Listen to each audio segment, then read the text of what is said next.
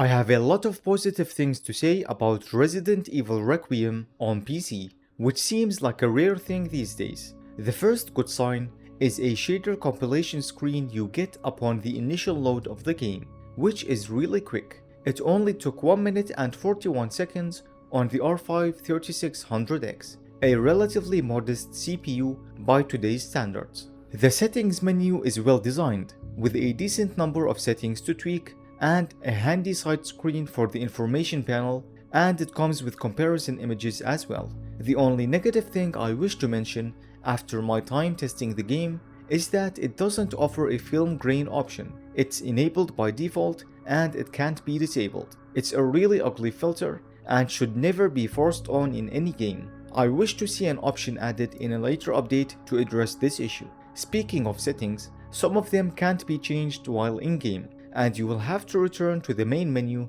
to change them. But thankfully, the game loads so quickly that it only takes a few seconds to do the whole thing, so it never really felt like a bother. Another positive thing about this game is its CPU performance. With the R5 3600X, the game, using ray tracing, managed to reach and maintain a frame rate in the mid-80s. Even better, with no ray tracing, the CPU managed to reach just over 100 FPS on average. I also never really saw any stuttering issues of any kind, and the frame times, as you can see, are silky smooth. I don't think anyone with a weak CPU will have any problems running this game. As for ray tracing, it does offer a noticeable improvement across the board, and as usual, it has a very large performance impact. And as the game is already VRAM hungry, turning on ray tracing requires at least 1 more gig of VRAM, and path tracing needs another 1 gig of VRAM on top of that, not to mention the absurd performance impact. The rasterized look of the game can in some scenes show its weakness, with noticeable visual artifacts and shimmering, mostly seen on reflections, but it's a fair trade-off if you need the extra performance. However, the default rasterized look makes the characters look quite ugly. Take a look at Grace. She looks like a PS3 era character with rasterization. Using ray tracing heavily improves shading around her face, and path tracing looks like it magically adds makeup to her face. Also, the reflections in mirrors are faked in rasterization. Ray tracing only shows a low-res version of the main character, while path tracing shows all in glorious detail for people with glorious wallets that can afford glorious GPUs. Press that like button to pay your respects to the fellow broke people that can't afford such GPUs. I found out that ray tracing can be forcefully disabled when in certain sections of the game, like the first area where you get to play as Leon, which is interesting, since ray tracing isn't forcefully disabled there when you play as Grace in the same area in the opening section of the game. However, path tracing still works just fine in these sections, not like you would care since you are watching this video. My recommendation is to use the normal ray tracing option if you have some performance to spare. Otherwise, keep it disabled for the best performance. The hair strand setting looks really good, but it comes with a large performance impact and around 800 megabytes of extra VRAM usage. Just like ray tracing, enable it only if you have some performance to spare. Otherwise, keep it disabled for much higher FPS. It looks like the texture quality on high doesn't have an immediately noticeable improvement over normal, as it looks the same at first glance. In some scenes, it doesn't even use any more VRAM than normal, while in others, it certainly does, and it seems to use 1 GB more. So, if you are strapped for VRAM, you can safely lower this setting to normal without worrying about texture quality that much. The mesh quality setting is exactly what you would expect. It adjusts the poly count of meshes. Thankfully, it has a negligible impact on performance, so keep this on standard. The screen space reflections in this game don't necessarily look the highest quality, but they are the only option we have, and sadly, there are no quality options, just a toggle. It does have a noticeable performance impact, but I recommend keeping it on. Without subsurface scattering, the skin looks harsh to the eyes. On low, it looks much better, but a bit too soft. High manages to retain the right balance of sharpness where needed. The performance difference between low and high is minimal, so keep this setting on high. For upscaling, going from native TAA to, weirdly enough, FSR1 as an option in a 2026 game looks as you would expect, much blurrier, with loss of detail in the image quality. FSR 3.1.5 is obviously a huge step up in image quality. It looks acceptable, with only some trouble keeping fine detail from shimmering, which is typical from FSR 3 at this point. DLSS looks ever so slightly softer, but retains clarity and handles fine details significantly better. Moving to an indoor scene, going from native TAA to FSR1 introduces even more aliasing.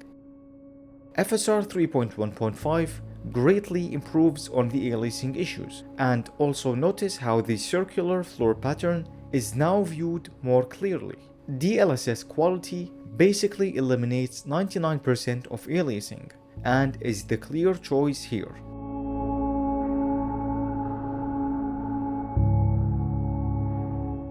The particle lighting setting is really unnecessary. It adds those floating particles that you see when shining a light at them. It costs nothing in terms of performance. Keep it on. The volumetric fog resolution setting gradually improves the quality and performance impact with each option.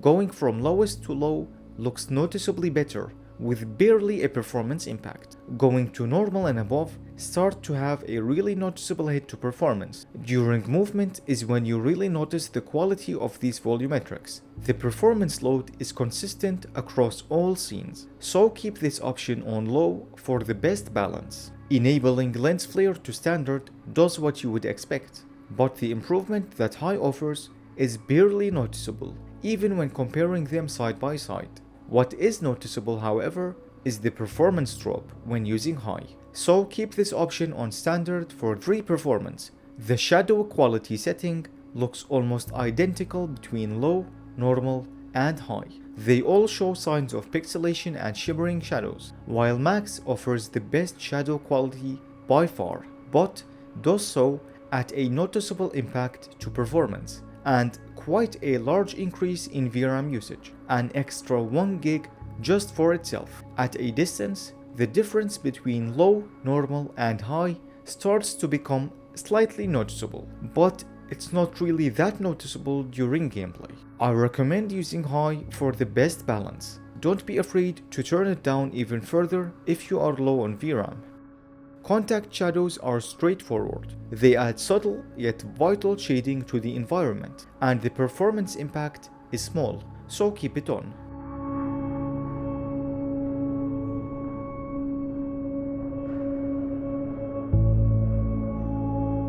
For ambient occlusion, the low option has a weak effect, while normal seems to increase the strength of the effect. High looks to be slightly more accurate overall, with that bounced lighting look in areas where it is needed. It has a small impact to performance, so keep this setting maxed out.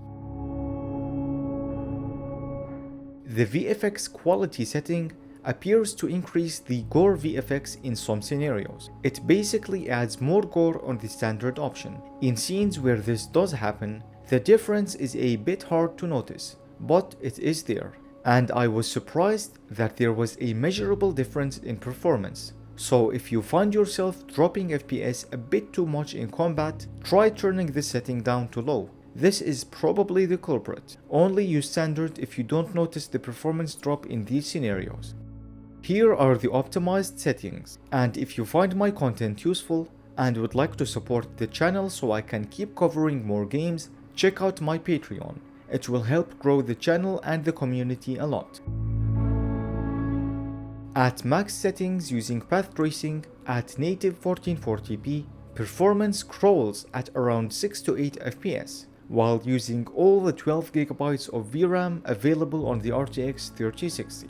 Dropping to high ray tracing, still at native 1440p, allows the game some breathing room, which increases the frame rate to a cinematic 24 FPS, and ever so slightly dropping VRAM usage, but it is still very close to the limit. Using the optimized settings, while still at native 1440p, doubles the frame rate and reduces VRAM usage all the way down to 8.5 GB. That is a huge increase in performance. And for those of you with 8 GB cards, don't forget that you can just drop the texture quality down to medium to reduce VRAM usage by up to 1 GB further. Using DLSS quality finally allows us to get a consistent frame rate of over 60 FPS. It increases frame rates by a further 50% on average.